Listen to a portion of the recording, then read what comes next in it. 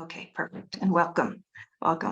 So I just wanted to welcome everyone. This is a very special webinar for us, as it is the last in our 8-part series on Savitri, a legend and a symbol. And we are here at the Lagrange Sri Aurobindo Integral Life Center in Fountain Inn, Vladimir and myself, and we have H.P. Rama, who is back from India, also joining us today. And of course, our very special speaker, Ameeta Mehra, who has joined us. We are always grateful, Ameeta, for your participation in New Perspectives, and are very honored to have you here today. So welcome. And welcome all attendees. What I'd like to do before formally introducing the topic for today and Ameeta is to share with you a very special and unique program that we have coming up this April. So let me just screen share here a second. And Vladimir, can you see this okay? Okay, perfect. So we have an Ayurveda immersion program. It's a 7-day program that's going to start April 1st through 7th. It will be every day for 90 minutes. And as you can see here in the US on the East Coast time, it'll be 10 to 11:30, and in India, 7:30 to 9 p.m. And we have a collaborative effort with Namaste out of Pondicherry. This 7-day program is priced at $65, and you can register through our website. We are very proud to say we've got some of the best Ayurvedic physicians, at least in my mind, who are going to be each day addressing a new and different topic for Ayurveda. Dr. Vasant Lad, who is the founder and director of the Ayurvedic Institute here in the US. In my opinion, again, one of the top Ayurvedic schools in the US, a 4-year program. We are also very honored to have Dr. Sheila Patel, who is the Chief Medical Officer at Chopra Global Foundation, and both a physician as well as Ayurvedic consult. Kashyapa Fisher, Director of Arogya, Meenakshi, again, owner of her own clinic, Sunny Rose Healy, and many of you may be familiar with Dr. Roman Nohar from India. He is the Director of Research at Ameeta Center for the Advanced Research in Ayurveda, and we've hosted him, we've hosted Sunny, Kashyapa, many times. So we would love if for you to join us, and you can get the daily details from, again, on our website. But we'll be opening with a panel discussion on Ayurveda's contribution to health and well-being. And again, from there each day, our speaker of the day will be addressing a different topic. And we'll end the series with Dr. Vasant Lad speaking on Ayurveda as a spiritual sadhana. So we will be sending out another email, and I'll also be posting in the chat today our page on the website where you can get more information. So with that, so today again, the Savitri talk is going to be with Ameeta Mehra, and she will speak on the power of conscious reading of Savitri as a transformative effort on our being. Reading Savitri with a silent mind and full attention, as suggested by the mother, creates for us the means for its comprehension. There is a deeper self in us that always attends to these luminous verses. And the moment the vibration of their consciousness touches the depths of our being, we understand better ourselves, others, and the world. So most of you, I am sure, know Ameeta very well, but let me just formally introduce her. In 1996, Ameeta co-founded the Gnostic Center, and over the years, she has conducted growth of consciousness courses and workshops. Her published works include self-discovery such as Dhyana, Abhya, Karma Yoga, and Sadhana. She is also the editor of the Gnostic Center's journal, The Awakening Ray. Ameeta has created several guided meditations, such as Establishing Peace in the Mind, Dynamic Meditation, Cultivating Presence, and more. And she is very well known for her Usha Stud Farm, which is a leading producer of Derby winning horses in India. So with that, Ameeta, I'd like to turn it over to you. Thank you. Very good evening. I will be giving a talk on the transformative power of Savitri. Firstly, I wanted to start with what is transformation in Sri Aurobindo's yoga? As you know that all the great scriptures have a transformative power. How is Sri Aurobindo's Savitri different, similar, or special in its transformative power? For that, I'd like to go to the words of Sri Aurobindo to understand what is transformation. He says, our yoga is a yoga of transformation, but a transformation of the whole consciousness and the whole nature, from the top to the bottom, from its hidden inward parts to its most tangible external movements. It is neither an ethical change, nor a religious conversion, neither sainthood, nor ascetic control, neither a sublimation, nor a suppression of life and vital movements that we envisage. Nor is it either a glorification or a coercive control or rejection of the physical existence. So then what is this transformative yoga of Sri Aurobindo? Unless we understand what the yoga of transformation is and the special meaning of transformation in Sri Aurobindo's yoga, the power of Savitri and Savitri's power of transformation will not be wholly understood. So he continues and says, what is envisaged is a change from a lesser to a greater, from a lower to a higher, from a surface to a deeper consciousness. Indeed, to the largest, highest, deepest possible, and a total change and revolution of the whole being in its stuff and mass and every detail into that yet unrealized diviner nature of existence. It means the bringing forward of what is now hidden and subliminal, a growing conscious in what is now superconscient to us, an illumination of the subconscient and subphysical. It implies a substitution of the control of the nature by the soul for its present control by the mind, a transference of the instrumentation of the nature from the outer to the now more than half-veiled inner mind, from the outer to the inner vital or life self, from the outer to an inner subtler, vaster, physical consciousness. And by this transference, a direct and conscious instead of an indirect and unconscious or half-conscious contact with the secret cosmic forces that move us, and so on.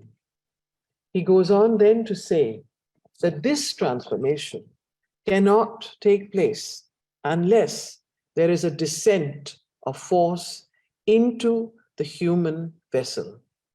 It is through the descent of this spiritual supramental force that this transformation can take place. So when we come to this topic of the power, the transformative power of Savitri, we need to understand that the transformation we are speaking about here is not just the mental transformation or the vital transformation.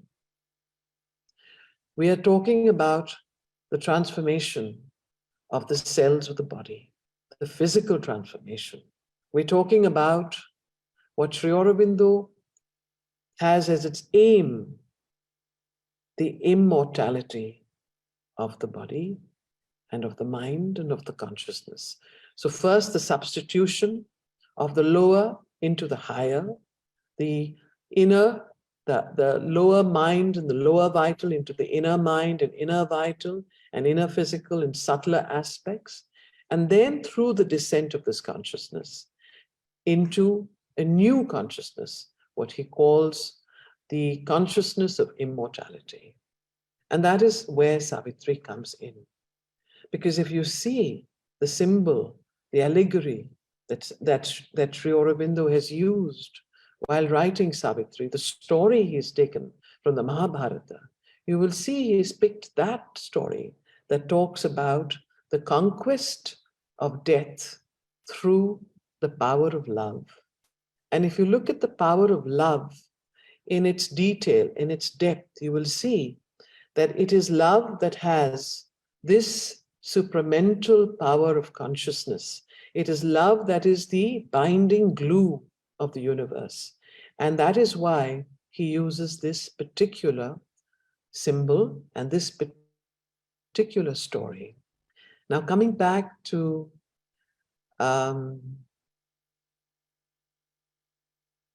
reading Savitri, how does one open oneself to the transformative power of Savitri? Savitri lifts us from the ordinary consciousness to a higher one. And Savitri, when we read it, as you all have seen and felt, awakens an inner aspiration in us and intensifies our consciousness. So whenever we feel scattered, or when we feel that we are being dragged down, there's depression, there's grief, there's anger, all the human emotions, the moment one starts reading Savitri, it's like magic, they disappear. And that is one of the most important, simple ways of understanding its power to transform our ordinary consciousness to a higher one.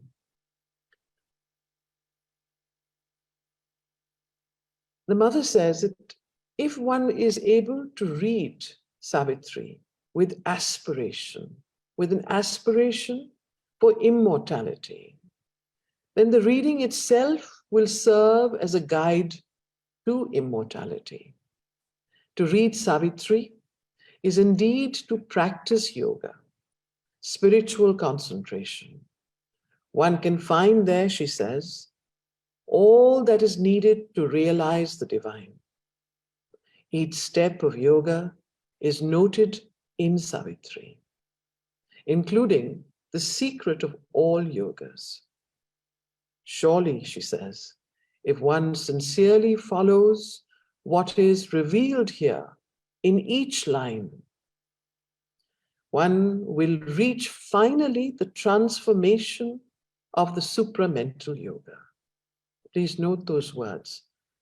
If one can sincerely follow what is revealed here in each line of Savitri, one will reach finally the transformation of the supramental yoga. So it is very clear that Savitri's power of transformation is an integral power of transformation. It encompasses the mind, the vital, and the body, and goes beyond it towards a new being and a new species. She says, Savitri is the infallible guide who never abandons us. Its support is always there for one who wants to follow the path. Now we come to the mantric power of Savitri. As you know, that Mother had laid a lot of emphasis on the mantric power of Om. Om Namo Bhagavate.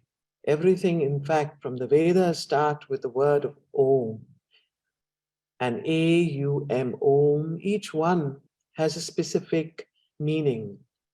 Om Bhur Bhuva Swaha Tatsavetur Varereniyam, so on. So every Vedic chant starts with that. Now what the mother says about Savitri and its mantra is this. With the help of Om, one can realize the divine. Om has a transforming power. Om represents the divine. If anything goes wrong, repeat Om. All will go well. Om is the signature of the Lord. The mother told Mona Sarkar that the sonority and sound of the lines of Savitri resonate to the supreme mantric vibration of Om. Savitri is pure mantra, she said. Each verse of Savitri is like a revealed mantra which surpasses all that man possessed by way of knowledge. And I repeat this, the words are expressed and arranged in such a way that the sonority of the rhythm leads you to the origin of sound, which is Om. Now, the mantric power of Savitri. Why does Savitri exercise such a magical, or rather a resonant power in us when we read it? Because of its mantric quality, and because each line of Savitri, the whole sound of Savitri, has a resonance of Om. And what is mantra? There's a beautiful passage in Savitri that I'd like to read. Because unless one hears Savitri, I can keep describing how sweet the mango is and how wonderful it tastes. But one has to read Savitri and hear Savitri to understand its power. There's a beautiful passage on the mantra, which I'd like to read now.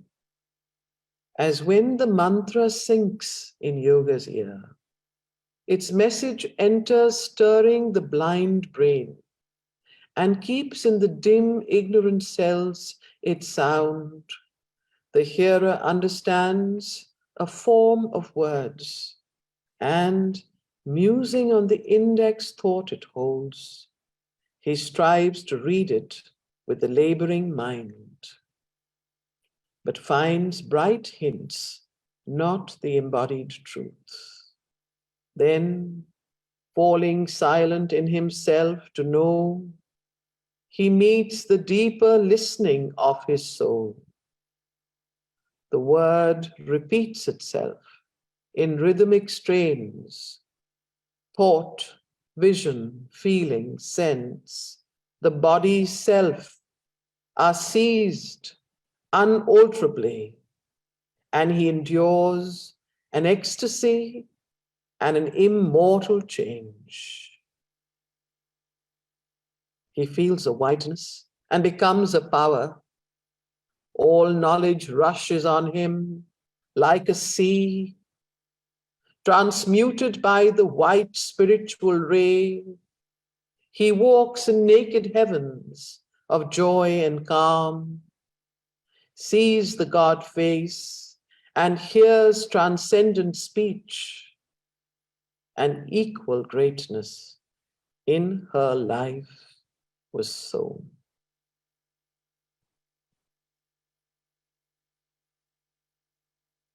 Again, Sri Aurobindo in the Mundukya Upanishad speaks about this, speaks about Om, and I'd like to just mention the first verse where he says, his translation, Om is this imperishable word. Om is the universe, and this is the exposition of Om, the past, the present, and the future, all that was, all that is, all that will be is Om. Likewise, all else that may exist beyond the bounds of time, that too is Om. We see that the structure of Om is everywhere constantly acting upon us. And even in Savitri, you will notice that it is this resonance of Om that is in the vibration of the poetry, that is in the textual context, it is in the very resonance of the line that constantly vibrates in the being. In fact, this morning we were reading a passage where Sri Aurobindo was describing the subtle physical, the kingdom of the subtle physical. And there, it was very clear that the subtle physical, what we call as the true physical, is also made up of Om. It is Om. That is the substance of the true physical. And that will give us a hint of the substance of the supramental body.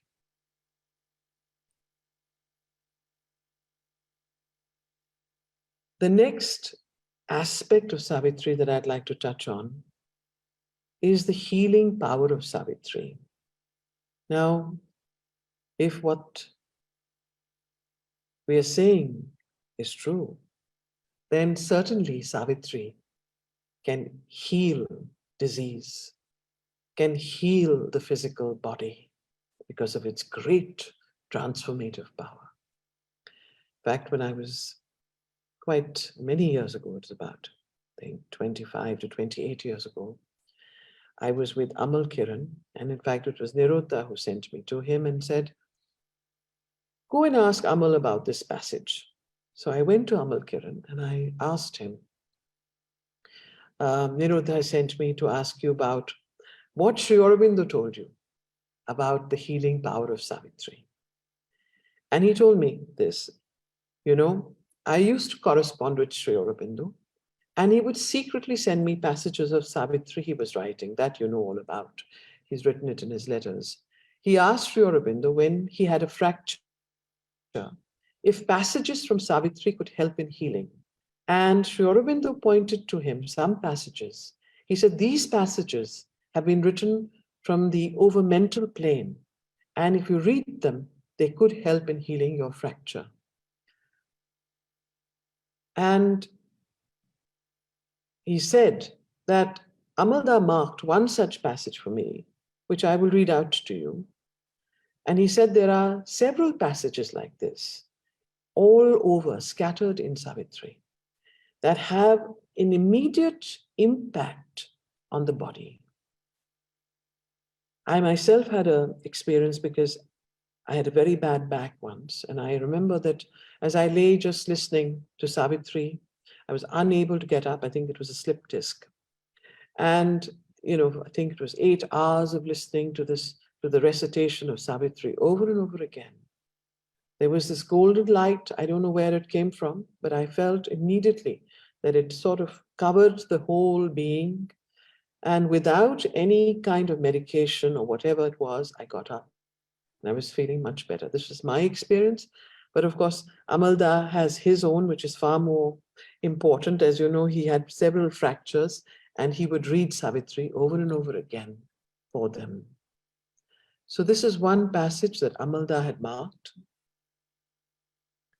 All in her pointed to a nobler kind, near to earth's wideness, intimate with heaven, exalted and swift. Her young, large visioned spirit, voyaging through worlds of splendor and of calm, overflew the ways of thought to unborn things. Ardent was her self-poised, unstumbling will, her mind, a sea of white sincerity, passionate in flow, had not one turbid wave. As in a mystic and dynamic dance, a priestess of immaculate ecstasies, inspired and ruled from truth's revealing vault, moves in some prophet cavern of the gods, a heart of silence in the hands of joy, inhabited with rich creative beats, a body like a parable of dawn that seemed a niche for veiled divinity, or golden temple door to things beyond. Immortal rhythm swayed in her time-born steps. Her look, her smile awoke celestial sense, even in earth stuff, and their intense delight poured a supernal beauty on men's lives, and so on. So we see from us, our own experiences and from experiences of sadhaks, the great power that Savitri has for healing. Savitri, the mother, has also said, is a book of revelation and of course of transformation. Savitri brings out the hidden knowledge and opens the Veda in the heart. In Synthesis of Yoga, there is a chapter, the 4 aids of yoga. And there is one which is the inner guide.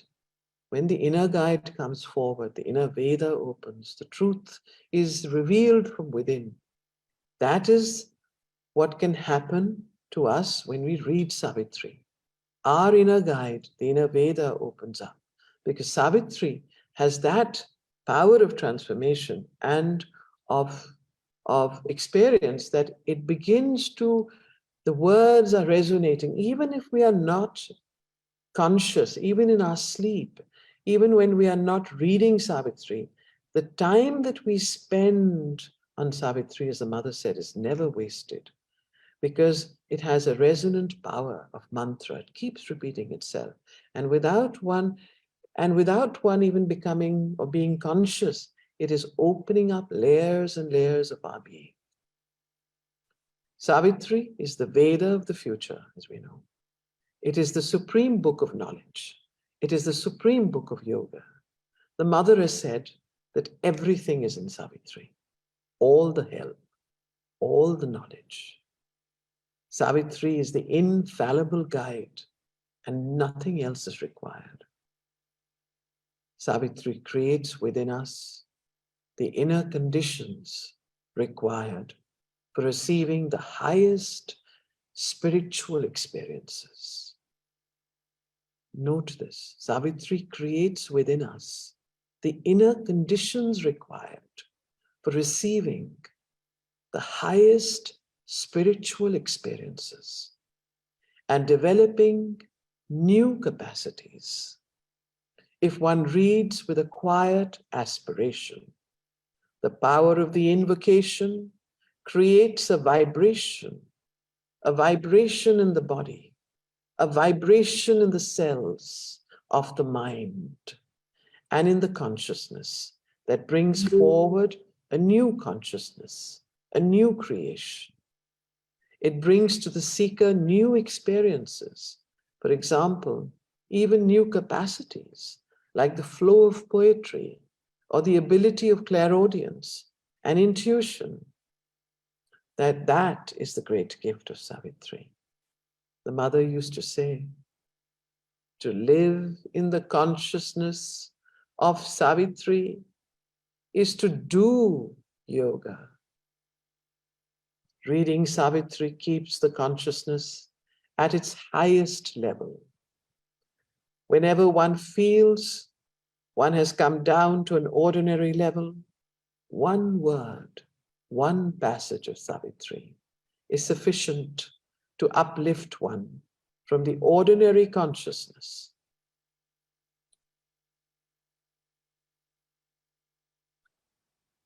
I'd like to read a passage again, which describes the yoga of Ashwapati, Savitri's father. It's a beautiful passage because it opens up levels of our beings that are otherwise closed. The words themselves create a new experience. Listen to the poetry. Listen to the rhythm, the resonance, the beauty. It's like a musical composition of the highest level. Let's become still and listen with the inner ear.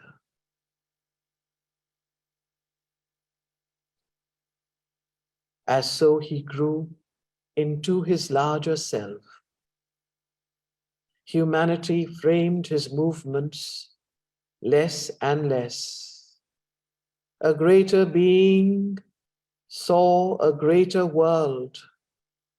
A fearless will for knowledge dared to erase the lines of safety reason draws that bar minds soar, souls dive into the infinite. Even his first steps broke our small earth bounds and loitered in a vaster, freer air, in hands sustained by a transfiguring might. He caught up lightly like a giant's bow, left slumbering in a sealed and secret cave, the powers that sleep unused in man within. He made of miracle a normal act and turned to a common part of divine works.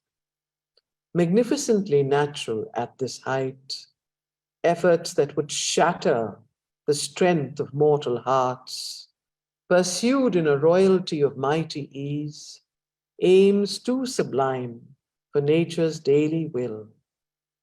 The gifts of the Spirit crowding came to him. They were his life's pattern and his privilege. A pure perception lent its lucent joy, its intimate vision waited not to think. It enveloped all nature in a single glance. It looked into the very self of things. Deceived no more by form, he saw the soul. In beings it knew what lurked to them unknown. It sees the idea in mind, the wish in the heart. It plucked out from grey folds of secrecy the motives which from their own sight men hide.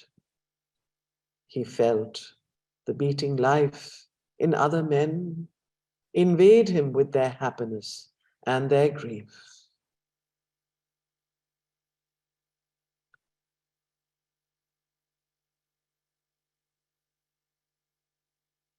No talk or transformation power, the transformative power of Savitri is complete without mentioning the marvelous music of Sunilda.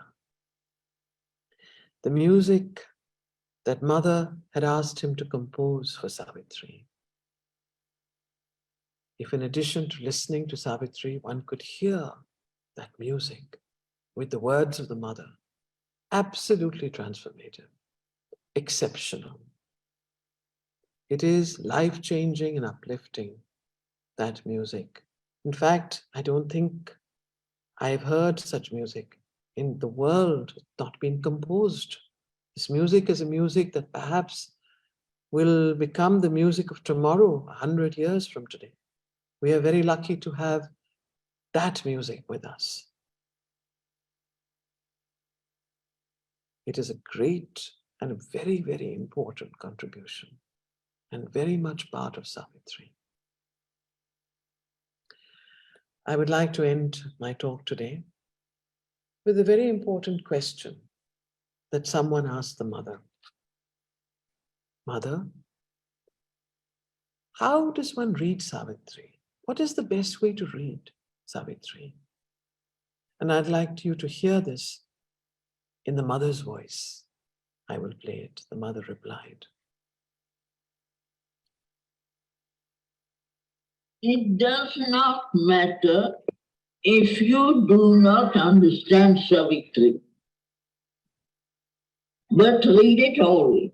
You will see that every time you read it, there will be something new revealed to you. Each time you will find something new, each time a new experience, things which were not there, things you did not understand arise and suddenly become clear. Always something unexpected comes up through the word and lines. Every time you try to read and understand, you will see that something is added, something which was hidden below is revealed clearly and vividly. I tell you that even the verses you have read once before will appear to you in a new, different light. Each time you reread them. This kind of thing happens invariably. Always it is something what enriches your experience. Always a revelation at each step. But do not read it as you read as a book or newspaper. You must read with an empty head, a brain and mind, without there being any other thought. You must concentrate, must remain empty. calm, and open.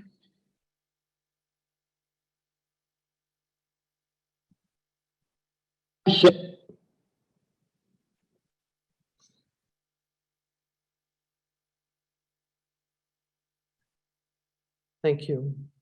Namaste. Thank you, Ameeta. It was very meditative and deepening of the presence talk.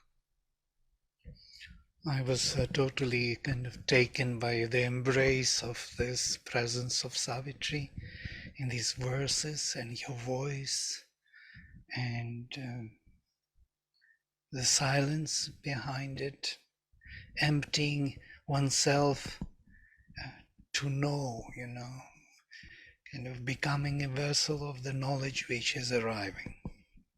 Savitri is definitely for us all a guideline and a light which is leading us on the way. With Savitri we understand everything in Indian tradition, in the Vedas, in the Upanishads. It is the guide which gives us the light to the Gita, to all the literature, and maybe even can ignite the whole Indian tradition in a new fashion, in a new way, which will start living in for its true purpose of transformation of nature, as it was in the Vedic tradition, in the pre-Vedic, pre-Chaldean original tradition of the constant sacrifice of our nature by the spirit. And there were a few remarks here, and if somebody wants to ask Ameeta, you can also raise your hand and we will bring you to the panel to speak, or you type it in the question and answers box. There was a question, where did you read this transformative passage from? I think it was from issue, the issue or the canto 2 of book 1. About the, priestess of immaculate ecstasies. It's about the mother, description of the mother. And would be very interested to know other passages which may heal the body. In that we need to use it. People need this healing, with her touch, with her feet. She cured the throbbing ache of earth, We need that healing in us in order to receive more of the spiritual knowledge. So, since this is so deep and profound, I think people became speechless and silent in themselves to know. So I guess there is some question coming in. Mesmerizing talk by Ameeta ji. Hope she continues to participate in future sessions on Savitri Vibhava Agarwal. Do you need to entire Savitri? Okay, sorry. Do you need to entire Savitri, which is a huge volume? So do you need to read most probably the entire Savitri, which is a huge volume?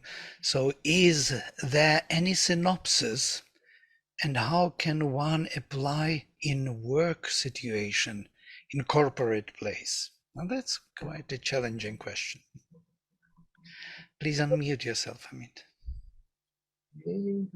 Are you unmuted? You're unmuted. Go ahead.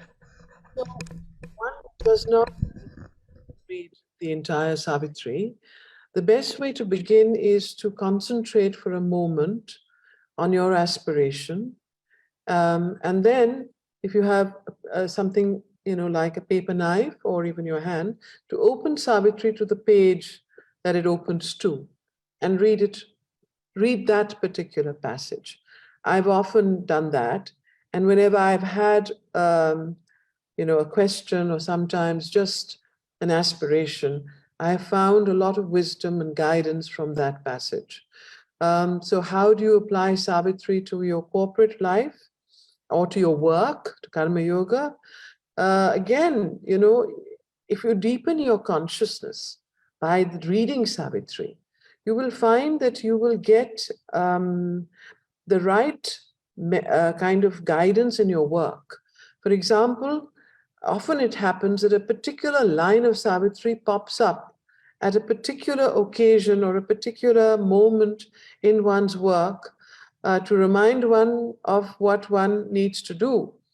So, for example, it could be a vast surrender was his only strength.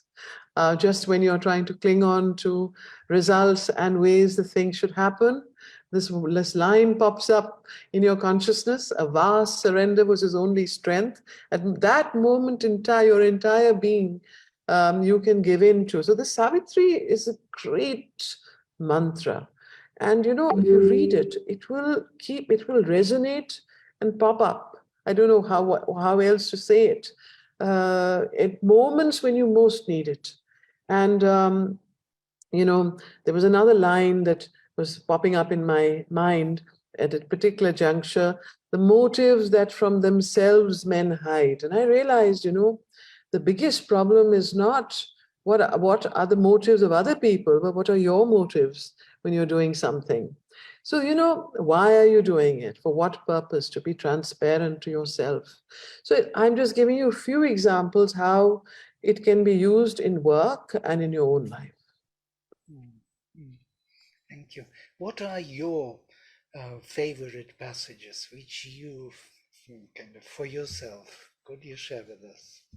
Well, I love the passage that, you know, that starts with see, I always put it down, and I always want to read it, but I never get down to reading it in a talk. But you know, when darkness deepens, strangling the earth's breast, man's corporeal mind is the only lamp. As a thief's in the night shall be the covered tread of one who steps unseen into his house. That is a beautiful passage. The other one is, you know, for me, lines of Savitri are more interesting, you know. And God shall grow up while the wise men talk and sleep, and man shall not know the coming till its hour. So there are so many passages in Savitri that are illuminating. And it's unbelievable. You just open the canto, you know, on the mother, the divine mother, and the beginning. Oh my God! It just is something that just takes you to another realm. So, and also the birth and quest, the Savitri's own yoga, hundreds.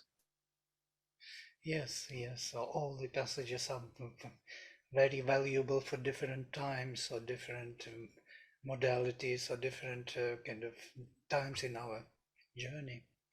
They're opening up and they're staying. They don't disappear. They're there, still kind of vibrating, and you still remember those moments of, you know, which by which you were kind of illumined. Yeah. And I just wish I could know the whole of Savitri by memory.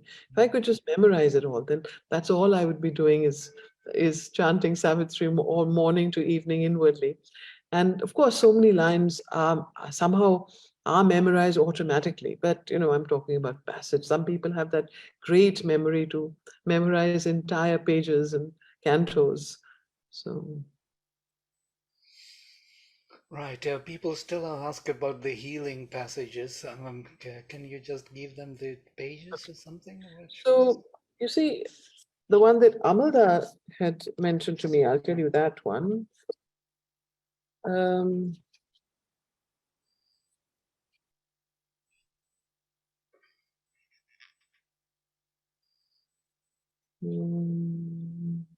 So it starts, yeah, all in her pointed to a nobler kind. And I think, where is that from? Can you get The issue, Canto 2, issue? Book Yes. 1. So it's Canto 2. Book 1, Canto 2. But I must tell you that Savitri has a healing power throughout it. You just listen to it. Put it on and listen to it. it will heal you. And it will heal every disease, in my opinion, if you're open and receptive and conscious.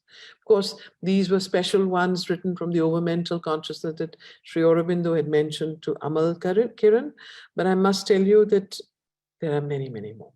And you find your own, you find what resonates with you. We know also that you have sessions on Savitri and you're reading, and we saw your videos on YouTube. Can others also join your sessions and become kind of part of your reading and discovery of Savitri? Or it's just for your circle? No, we don't have I don't think we have a live session where others can join live, but every session that has taken is recorded and put on YouTube. So you could listen to it afterwards, and you can hear from the very beginning and where we are. But I don't think we have a live webinars yet. Don't we want to start live webinars that people will join you? They don't interfere, they just listen, or broadcast maybe. Yes, well, maybe next time. We are looking forward to it. And there are two more questions. What is the connection between Jesus' teachings and Savitri? The Jehovah's Witnesses knocked on my door while Mother was speaking just now, and I am called to ask this question. So I think that Savitri has, it opens one to a higher consciousness.